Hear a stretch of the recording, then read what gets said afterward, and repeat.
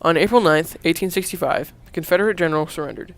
The Union was in a festive mood, but by 5 days later was the day Lincoln was assassinated, and the festive mood of victory died. Since his election, Lincoln received letters from those who opposed him threatening his assassination. Now, he received them daily. He put them in a massive envelope labeled assassination. He accepted the possibility of his death and said, "I long ago made up my mind that if anyone wants to kill me, he will do it." The day, Good Friday, started off pleasant. He held a cabinet meeting reconstructing the Concord South.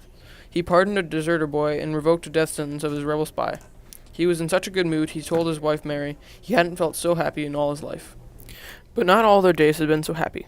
Lincoln, who suffered from depression, and his wife had still not gotten over the past death of their son Willie.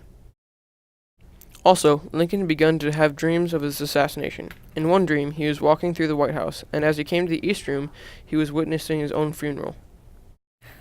Later that day, Lincoln went for a carriage ride with his wife before they would go to see the performance, Our American Cousin, at Ford Theater.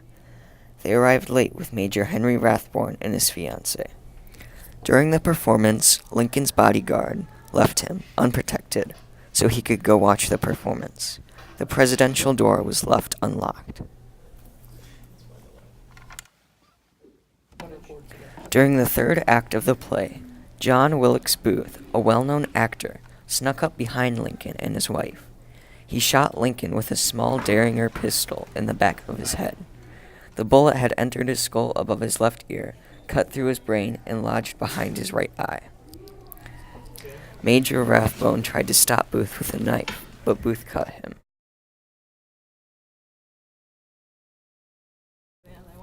Lincoln had lost consciousness instantly and was carried to a boarding house across the street. 5 doctors worked over the president that night. It was clear he would not regain consciousness.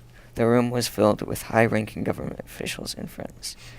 At 7:22 a.m. on April 15th, Lincoln died at the age of 56.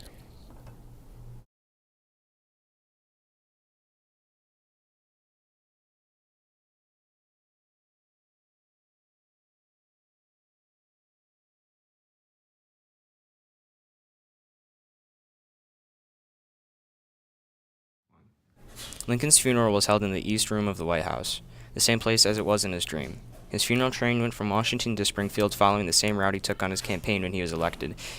He was buried in Springfield in his home state of Illinois.